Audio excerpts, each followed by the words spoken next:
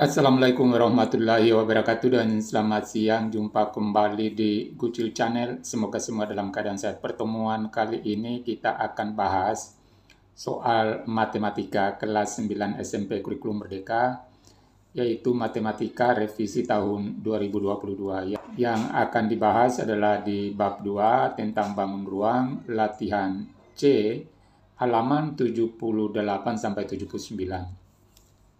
Inilah halaman 78 dan 79 yang akan dibahas, yaitu latihan C. Mulai dari pemahaman konsep. Apa yang kalian pahami tentang konsep volume?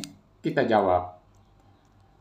Volume suatu bangun ruang adalah suatu ukuran untuk seberapa banyak ruang yang ditempati oleh bangun ruang tersebut yang dinyatakan dalam kubik satuan. Nomor 2. Bagaimanakah cara menemukan volume sebuah kubus, balok, dan prisma? Kita jawab nomor 2. Untuk kubus yang panjang sisinya S, maka rumus volumenya adalah S pangkat 3. Bisa juga S kali S kali S. Kemudian untuk balok. Balok yang ukuran panjangnya kita simbol P, kemudian lebarnya kita kasih simbol L, dan tingginya kita kasih simbol T, maka rumus daripada volume balok adalah panjang atau P kali L kali T, disingkat PLT. Kemudian prisma. C. Prisma yang ukuran luas alasnya kita kasih simbol A, kemudian tingginya kita kasih simbol T, maka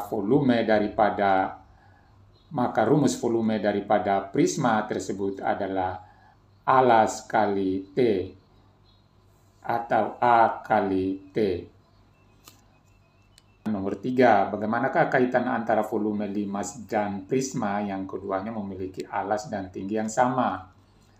Jadi hubungannya, volume limas tersebut adalah 1/3 dari volume prisma, atau bisa kita tuliskan volume limas sama dengan 1/3 kali volume prisma. Pindah soal penerapan nomor 4. Hitunglah volume tiap-tiap bangun berikut. Untuk pertanyaan A. Pertanyaan A ini adalah separuh dari balok yang utuh. Jadi ini kayak membentuk tangga. Makanya dipandang balok itu utuh, sehingga mencari volumenya adalah setengah dari yang utuh. Maksudnya ini, kalau balok ini kita balik kembali menjadi satu balok utuh, modelnya akan seperti ini. Modelnya seperti ini. Jadi ini balok ini, lalu ini yang satu ini kita balik, sehingga menjadi dua balok. Kalau disatukan akan menjadi balok utuh, yaitu 1.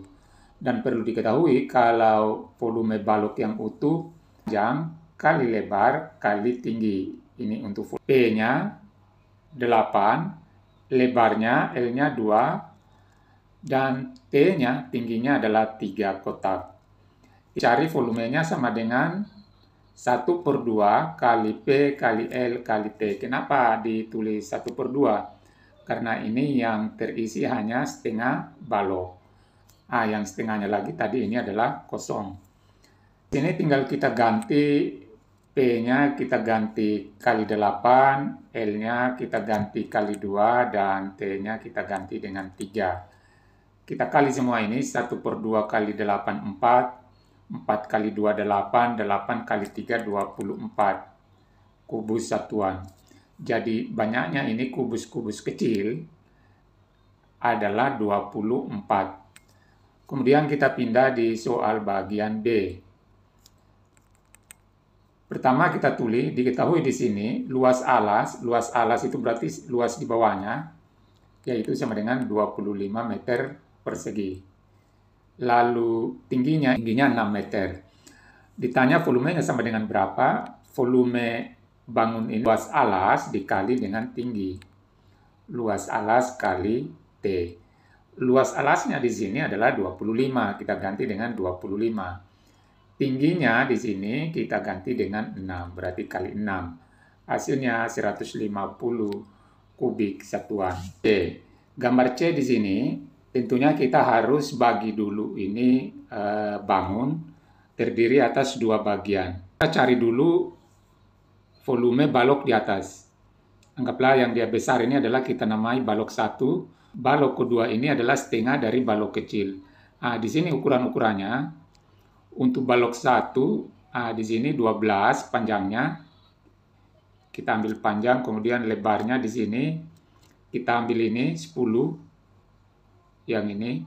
Kemudian tingginya adalah 8.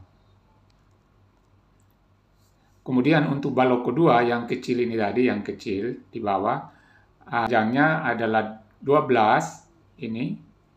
Kemudian lebarnya 10.